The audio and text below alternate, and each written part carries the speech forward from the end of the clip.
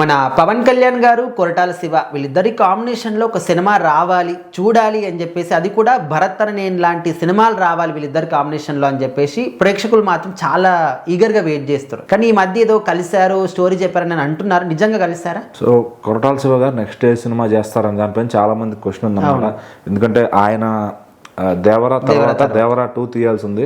అయితే ఎన్టీఆర్ గారు మళ్ళీ వేరే సినిమాల్లో బిజీ అవడంతో ఈయన కూడా కథకి కొంచెం టైం పడుతుండటంతో సో వాళ్ళిద్దరు కూడా వేరే వేరే స్ప్రెడ్ అయిపోయారు. ఈలోపు ఎన్టీఆర్ గారు వార్ 2 రిలీజ్ కూడా చేశారు. సో డ్రాగన్ సినిమా షూటింగ్ కూడా కంప్లీట్ అవుతూ ఉంది, అంత ప్రాసెస్ లో ఉంది. మరి ఇప్పుడు ఈయన దేవరా 2 కథ ఫినిష్ చేశారో లేదా అని ఆయనకే తెలియాలి. సో అట్లా 2కి అసలు కథ ఉందా లేదని కొంతమంది అంటున్నారు. మీడియా నుంచి అయితే దేవరా 2 క్యాన్సిల్ అయిపోయింది అంటున్నారు. కొంతమంది ఏంటంటే లేదు దేవరా 2 ఉంటుంది, కొంచెం లేట్గా అని చెప్తున్నారు. సో అసలు ఆ సినిమా ఉంటుందా లేదా పక్కన పెడితే, మరి నెక్స్ట్ ఇప్పుడు ఎన్టీఆర్ గారు బిజీగా ఉన్నారు కాబట్టి కొరటాల గారు నెక్స్ట్ ఎవరితో చేస్తారు? ఇంత గ్యాప్ వచ్చేసింది, ఆల్రెడీ దేవరా వచ్చి సంవత్సరం దాటిపోయింది, ఇంత గ్యాప్ వచ్చేసింది. మరి ఇప్పుడు ఆయన ఏం సినిమా చేస్తున్నారంటే, నాగ చైతన్య గారికి ఒక కథ చెప్పారు, అది ప్రాసెస్ లో ఉందని కొంతమంది మాట్లాడుతున్నారు. బాలకృష్ణ గారికి ఒక కథ చెప్పారు, అది ప్రాసెస్ లో ఉందని కొంతమంది మాట్లాడుతున్నారు.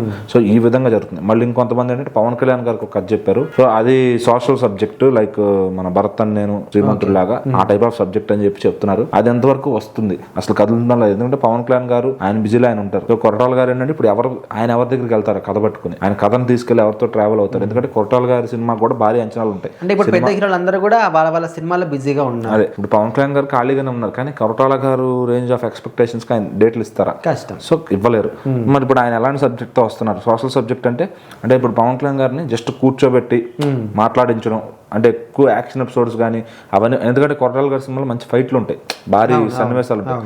అవన్నిటికి చాలా డేట్లు కావాలి. ఊరికే కూర్చొని చెప్పే సీన్స్ అంటే ఆయన ఇస్తారు, కానీ ఫైట్ల కోసం అంటే చాలా డేట్లు కేటాయించాలి. అవన్నీ ఇవ్వాలి అంటే పవన్ కళ్యాణ్ గారికి అవుతుందంటే అది చెప్పలేం. సో ఇప్పుడు పవన్ కళ్యాణ్ గారి కొరటాల గారి సినిమా వస్తుంది అని ఫ్యాన్స్ ఎవరిని ఆశలు పెట్టుకుంటే కనుక ఆయన అన్ని డేట్లు ఖచ్చితంగా ఇవ్వలేరు. ఎందుకంటే ఫ్యాన్స్ హ్యాపీనెస్ కోసం ఎవరైతే చాలా షార్ప్ గా చేయగలుగుతారో ఉన్న డేట్స్ తో వాళ్ళకే ఛాన్స్ ఇస్తున్నారు. సో ఇప్పుడు కొరటాల గారికి కంపల్సరీ 3 నుంచి 4 నెలల డేట్లు ఇవ్వకపోతే ఆయన అంత ప్రాపర్ గా అలైన్మెంట్ చేసుకోలేరు.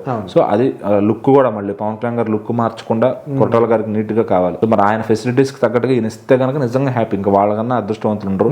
సో ఒక మంచి సినిమా అయితే సోషల్ సబ్జెక్ట్ అయితే వస్తుంది. సో మరి అది కాదు, ఇంకా ఆయన చేస్తారు చేయరు అనే విధంగా మళ్ళీ కొంచెం గ్యాప్ తీసుకుంటారా, ఏదైనా హీరో చేతిలో ఉంటుంది.